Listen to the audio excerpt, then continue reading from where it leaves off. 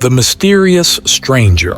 It all began on a stormy autumn evening in the small town of Ravenswood. Eleanor Whitmore, a young historian, arrived at the long-abandoned Blackwood Manor.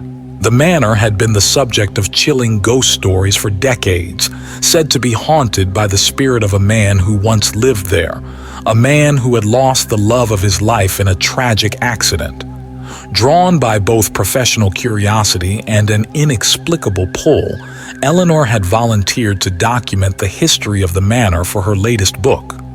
As she stepped inside, the air turned cold. The scent of old books and dust filled her lungs.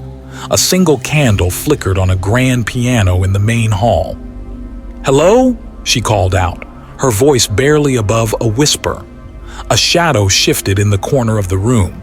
A figure emerged, a man dressed in 19th century clothing, his dark eyes filled with sorrow. "You shouldn't be here," he murmured. Eleanor's heart pounded. Was she really seeing a ghost?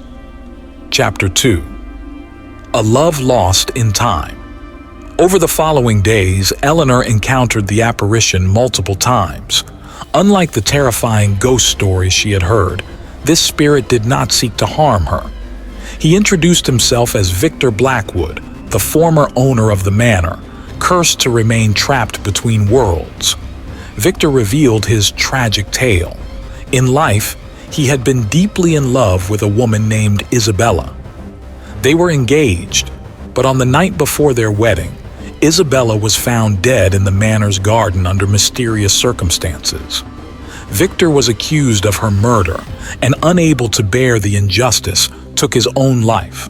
Since then, he had been cursed to linger in the house, searching for the truth behind Isabella's death. Eleanor was captivated, not just by Victor's story, but by his presence. His sadness resonated with her, and an unexplainable connection blossomed between them. Chapter 3. The Haunting Deepens. One night, Eleanor woke up to the sound of sobbing. Following the sound, she found herself in the garden where Isabella had died. The air grew thick with an unnatural chill. Suddenly, a whispering voice filled the air. "Find the locket. Find the truth." Determined, Eleanor began investigating Isabella's murder, uncovering long-buried secrets. A hidden compartment in the manor's library revealed old letters exchanged between Victor and Isabella, and one disturbing letter from Victor's jealous brother, Charles Blackwood, threatening Isabella's life. Could Charles have been the true murderer? Chapter 4. The Truth Unveiled. Eleanor dug deeper, unearthing an old journal belonging to a former maid. The last entry sent chills down her spine. "I saw Mr. Charles that night sneaking into the garden. He held something in his hand. I heard Isabella scream and then silence. Victor had been innocent all along." With this revelation, the ghost of Charles Blackwood manifested in the manor, his vengeful presence darker than any Eleanor had encountered. As Victor and Charles faced each other, a battle of souls unfolded, shaking the very foundations of the manor. Chapter 5. A Love Beyond Death. As dawn approached, Eleanor clutched the locket, Isabella's lost possession, containing her final message: "Victor, I will love you beyond time."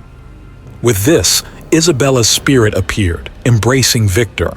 A warm glow surrounded them, and for the first time in over a century, Victor smiled.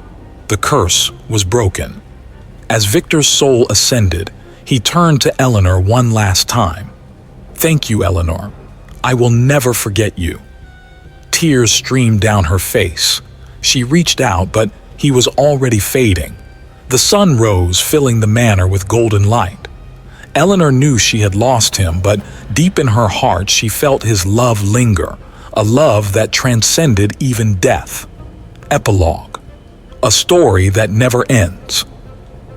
Years later, Eleanor's book about Blackwood Manor became a bestseller, but there was one chapter she never shared with the world, the chapter where she fell in love with a ghost and he, in turn, loved her back. Even now, in the quiet of the night, when she closed her eyes, she could still hear Victor whisper her name,